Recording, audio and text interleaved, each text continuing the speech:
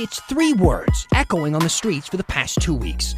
Defund the police. And today, Mayor Wheeler said Portland is listening. This is a movement that calls for structural changes. The protests are overwhelmingly peaceful, but police have still made more than 200 arrests. So who are these people in cuffs? And we get an unintentional glimpse at the police bureau's browsing habits. Here's the story. All right, hey, I'm Dan Haggerty. Welcome to The Story. I want opinions tonight. I know I want them every night, but I want them tonight, all right? Because the chants that we've been hearing from the protesters in our streets every single night are turning now into policy from our politicians, and I want to know what you think about it. So email me at thestory@kgw.com. You can find me on Facebook or Instagram, or as always, use Twitter and that hashtag HeyDan. We try to read and respond to all of them. If you really want to be heard, you can use email, Facebook, Instagram, and Twitter all at the same time. Persistence is not annoying to me. I know the difference, though I'm sure a lot of you are saying, no, you don't. After years of controversy and even a rebrand, Portland is defunding the gun violence reduction team. So how did we get here?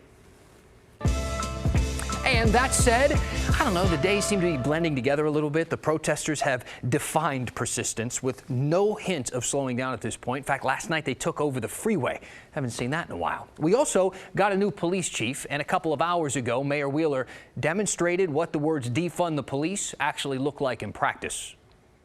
We propose to redirect over $7 million from the police bureau and $5 million from other city funds directly to communities of color, reinvesting $12 million.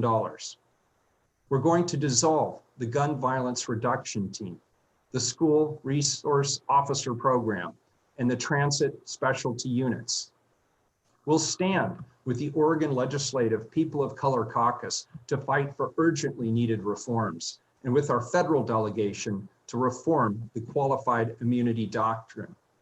We'll ban chokeholds. We'll create a private right of action for intentional discrimination by law enforcement, and we'll reform the use of consent searches in traffic stops, amongst other things. All right, I'm sure we're going to learn what amongst other things includes a little later on. For now, though, we've got a lot to unpack from that list of changes the mayor proposed. And we shouldn't forget that word proposed. Some of these still need to be approved by the rest of City Council. That said, here's a list of the mayor's proposed reforms. Now, the big takeaways you'll be hearing a lot more about are those parts about dissolving various units of the police bureau, like the gun violence reduction team, the GVRT, the school resource officer program, and the transit program. Now, neither Mayor Wheeler nor Chief Lavelle could say exactly who would be responding to gun-related crimes in Portland. They seem to assume it would be some combination of patrol officers and detectives.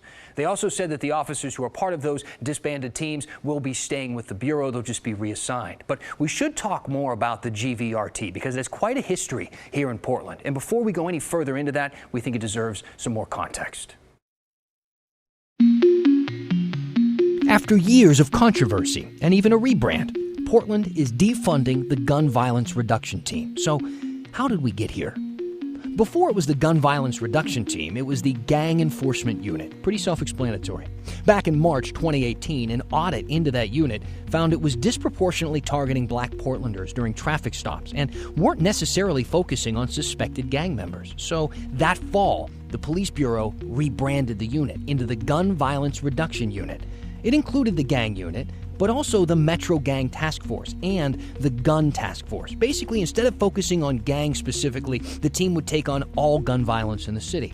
In May of 2019, Commissioner Joanne Hardesty urged the police chief at the time, Danielle Outlaw, to scrap the team.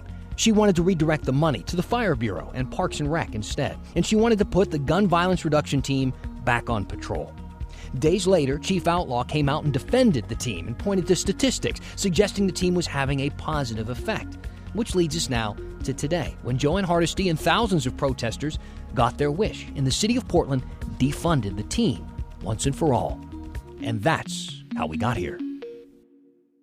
Now, I do want to say kind of, the elephant in the room of all these decisions is the Portland Police Association. That's PPB's union. They represent more than 800 officers.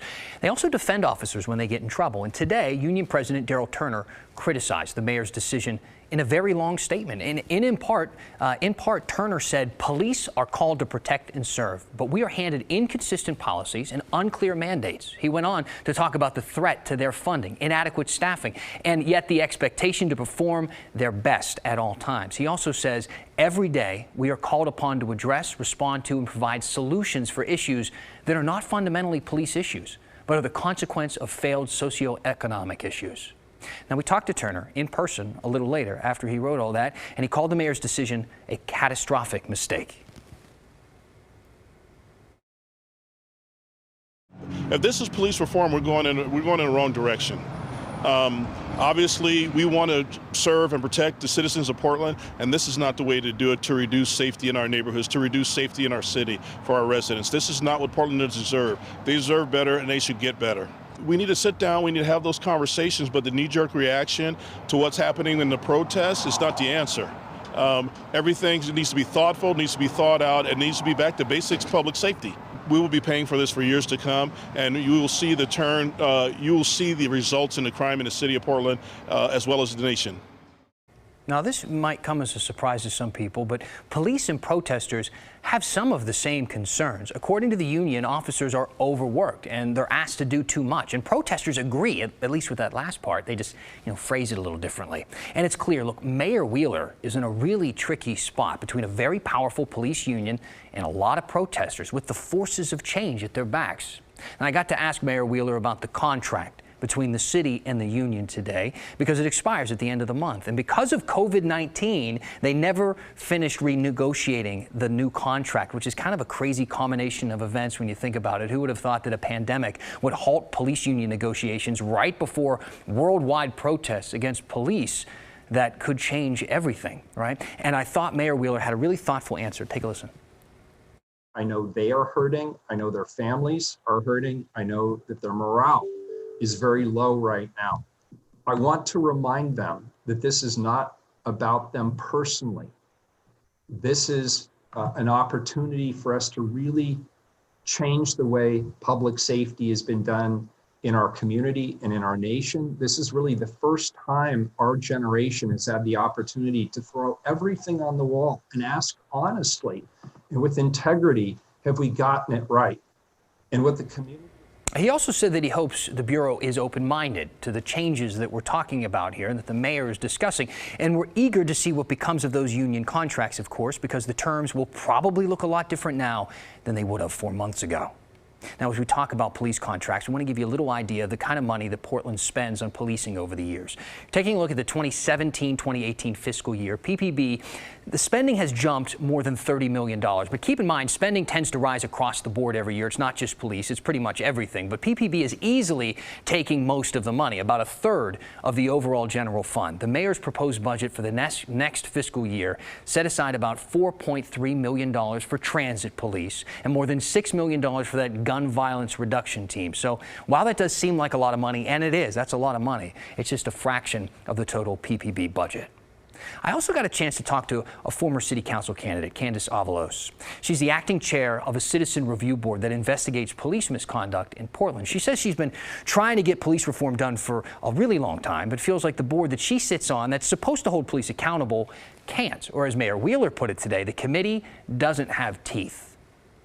While I appreciate everything that he said, I hope that now we are going to actually follow through and do it, because we've been talking about these reforms for a long time. What I heard him say was that he's going to move forward, but how is still what we're looking for, how we're going to move forward, how are we going to collaborate on this. So I sent him an email right after the presser and said, hey, let's get our meeting moved up a month and let's talk about what that looks like. Now, look, her committee is made up of 11 people. They're all appointed by council. I mean, this is a real deal thing here. It's been around since 2001, and I wonder if anybody at home could ever tell me anything they've ever ruled on. Do you know? Now, Avalos told me in her time in the committee, which has been about 2.5, 3 years, the biggest issue they've tackled was on an officer who gave a ticket to someone as a retaliation for recording them with a cell phone. Now, that's certainly important work. I'm not saying it isn't, but it's not really what people are marching about downtown. In fact, she told me, as a rule, they do not review deadly force. Which brings us back to those chants we've been hearing in Portland each night and how police have been dealing with the protests when they begin to turn violent. specifically using tear gas. The group Don't Shoot Portland filed a federal lawsuit against the city, trying to get a temporary restraining order over the use of tear gas. A judge heard from both sides this afternoon, and he says he'll issue a ruling in the next 24 hours. So we're going to let you know what happens with that. Meanwhile, last weekend, Mayor Wheeler told police to only use this tear gas if there is an imminent threat to life and safety. Now, since then, police have continued to use it each night in response, they say, to violent activity.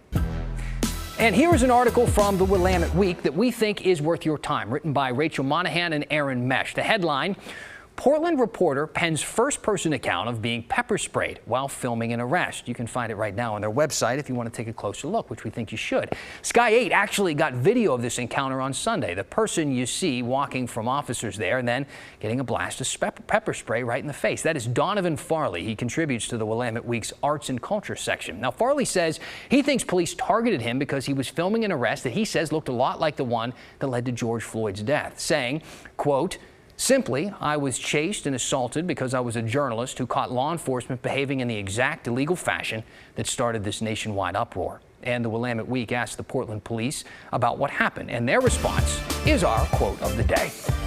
They said they will, quote, "look into this matter and get back to you once we collect more information." Look, for what it's worth, that's basically the same answer that we got when we asked about some questionable police tactics like this, when we saw an SUV cruising through an intersection right past protesters. But Portland's independent police review agency did confirm to us that they're investigating this video. So look, they're looking at it along with some other videos circulating online. We'll explain what this accountability agency does in detail a little later in the show.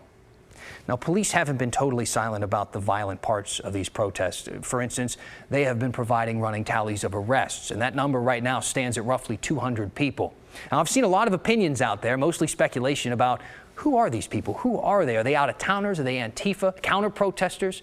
To find out, KGW investigative reporter Kyla Boshi analyzed hundreds of jail and court records. Despite all of the peaceful protests, Portland police has made dozens of arrests over the past week or so, leading some people to make broad characterizations about those clashing with law enforcement or causing the damage, which got me wondering, who are these protesters? To find out, I created a database of 168 protesters arrested in Portland over the past week and a half, then analyzed their court and jail records. The data showed almost all of those arrested are from the Portland area. They're not out-of-towners. The average age was 26 years old. They're younger, and most don't have serious criminal records. Sociologist Randy Blazak. There is a complex element to social phenomena like protest and even in riots, and they attract a lot of different people for a lot of different motivations. Of those charged with serious offenses like rioting, which is a felony, only one appeared to have any affiliation with an organized group, Antifa. Another person admitted in court records they were just taking advantage of the chaos by looting a store. There is a kind of a intoxicating element to being in a crowd. You all of a sudden are pulled into this binary of us versus them, and people who normally would never have acted in an aggressive manner can kind of develop this sort of mob rules mentality where you just get sucked into it. Only 16% of those arrested face serious felony charges. Everyone else is looking at misdemeanors for offenses like curfew violations and interfering with a police officer. And those charges issued by the police do not require the person to be kept behind bars. They are invariably being released on their own recognizance. As criminal defense lawyer Mark Kogan explained, and was confirmed by jail records, almost all of those arrested were booked and released. For the vast majority of people who have been arrested, I do not think that any criminal charges will stick. The records suggest we can't blame the unrest on one group or a certain type of person. Just like the very issue compelling people to protest, it's complicated. Kyla Boshi, KGW News. And before we stop talking about these protests, these organized marches, things like that, we should definitely talk about last night and the first interstate protest Portland has seen since November 2016 when President Trump was elected. But that's kind of about where the comparisons end. Different freeway, first of all. This time they were on I-84 instead of I-5. There were a whole lot more people this time. I mean, look at that. Look how many people we're talking about. And unlike last time, police just kind of rolled with it. You know, the marchers made it up to the Alberta Arts District. A few people spoke, and then they all walked back to Revolution hall where it all started, and that was it. I mean, the only somewhat tense moment came at a separate protest last night at the Justice Center again. PPB tweeted this out, that they confiscated a pair of AR-15 style guns from two people downtown. We also got a little insight into PPB's internet browsing habits thanks to the photo there. You can zoom in and see they spend a lot of time on the local news channels, Fox News, ESPN, and the Golf Channel. All right. But I think, look, these two protests illustrate perfectly why these protesters can't be judged as one big group, as a block. Because for as chaotic as things tend to get downtown, specifically in front of the Justice Center, it was a completely different vibe on the east side of Portland. The producer of this show, in fact, lives in that area, ran outside to get some photos and video and kind of get a feel of that vibe, what was going down, and acknowledged that, look, this is illegal to march on the freeway like this, but he was struck by the intense organization of it all, the meticulous steps that organizers seemed to take to prevent people from getting hurt. I mean, they redirected traffic to keep cars off the freeway. They paused at an intersection at one point to let a fire truck go by. There didn't appear to be any tension there. No threats of violence. Just maybe some frustrated drivers. Now, all of this to say it's important that we continue to explain what we're seeing in this community in context and as fairly as possible, because the facts are what those thousands of marchers did last night, while being definitely disruptive, but I would argue that I would imagine they would say that was the whole point. When the story continues. We can make history while keeping our environment clean.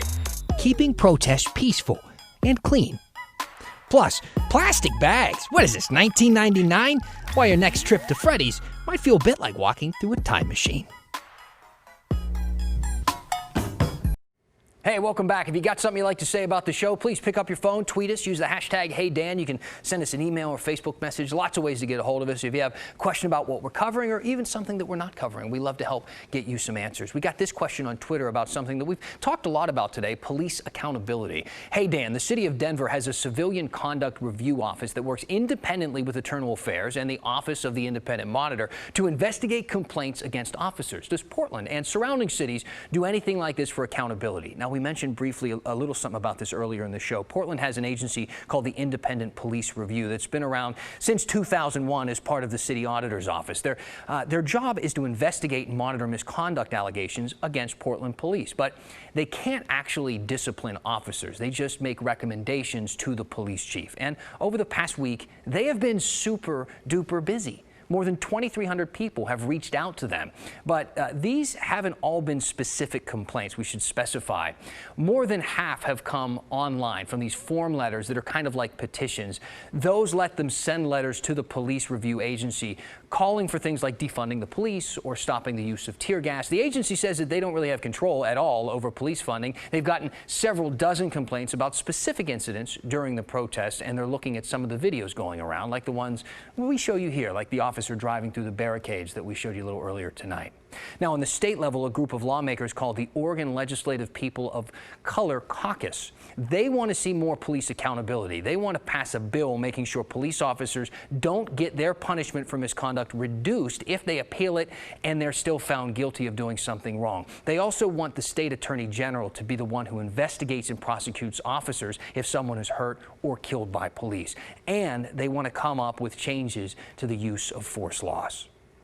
All right, we got some questions about the coronavirus pandemic. Yes, that is still going on, and we are still paying attention to it. We've been focusing a lot on policing and protests, but we're definitely not ignoring this one. Jason asked, how many cases of COVID-19 in the Oregon State Penitentiary, as well as deaths? So we got some numbers from the Oregon Department of Corrections for all prisons in the state. As of June 5th, they've seen 167 cases among inmates, which they refer to as adults in custody. 123 of them have recovered. One person has died. Among corrections staff, 47 people have tested positive and 25 people have recovered. Eric asked me about something you might have noticed when grocery shopping. He said, are plastic bags still banned in Portland? Today I shopped at the Fred Meyer store in 66th in Northeast Gleason. They bagged all my groceries in plastic bags. They said that there were no more paper bags. What's up? Well, Governor Kate Brown's office told the Oregonian that plastic bags are allowed right now in grocery stores if they run out of paper bags. And a lot of stores have been running out because some places have actually banned reusable bags during this pandemic. They're worried that the virus can be passed around on those bags. But the plastic bag ban is technically still in effect, even though they're on a temporary hold right now. So when this is all over, the plastic bags will go away again. Hopefully you haven't seen any of those plastic bags tossed on the ground anywhere, because there's been this team of people that has made it their mission every night to pick up all of the trash each night from the protests. The guy behind Project Floyd says he fills up with 40 pounds of trash every single night. Here's Art Edwards. As protests over the Memorial Day death of George Floyd have spread to Portland, there's something left behind. 23-year-old Cheeto Marile decided to do something about all the trash left behind after nightly protests. We can make history while keeping our environment clean. After going to a few protests, he started Project Floyd. Its chief concern is to address the trash left behind by protesters and rally goers. Marile began doing this by himself. I had a broom in my trunk, and I also had a painter's coverall at my house. And I knew, okay, if I go ahead and use this broom, and if I use these painter coveralls, people will think that I work for the city. So I can easily just clean up as much as I can without anybody disturbing me. And sure enough, I was right. From there, Project Floyd started to build momentum, and he has help. I never have a hard time finding volunteers. He's even getting a positive reaction from police. I've talked to some of the officers before the protests get to what they usually get, and they always tell me that they're really happy that there's somebody out there doing things like that. His work starts when the protests end. The times that I operate are really unorthodox, from 12 to like 2 o'clock, 3 o'clock in the morning. But the work is fulfilling. Marile says he loves how people are marching toward history in Portland, and says he'll be out there cleaning up as long as the protests last. Art Edwards, KGW News. Hey, he's looking for volunteers too. If you're interested, if you want to get involved, you can find him on Instagram at ASAP Cheeto. If you're on there and you're checking him out, check us out too. We're on Instagram as well at The Story KGW. If you get on there, leave us a comment, ask us a question. We're going to be reading a few of them after the break. You can also use that hashtag HeyDan on Twitter or email us. There's a million ways to get a hold of us. Send a carrier pigeon. I don't care. We're going to finish the story after this. Hey, we're getting a comment from Michelle tonight. She said, "Oh my God, I hate this show. You cover important topics, but make it seem like it's a joke with ridiculous comments and theme music and graphics. Stop trying to be cool. It actually comes off as very disrespectful." Maybe she's right. Then Kate said, "I'm a new viewer, and you have changed my opinion about local news media. I appreciate your honesty and reporting of facts and answering critics." Now I don't know what to believe. Meanwhile, we're hearing from John. He says, "Seriously, do you suggest that PPB responds to rioters and looters? How should they do that?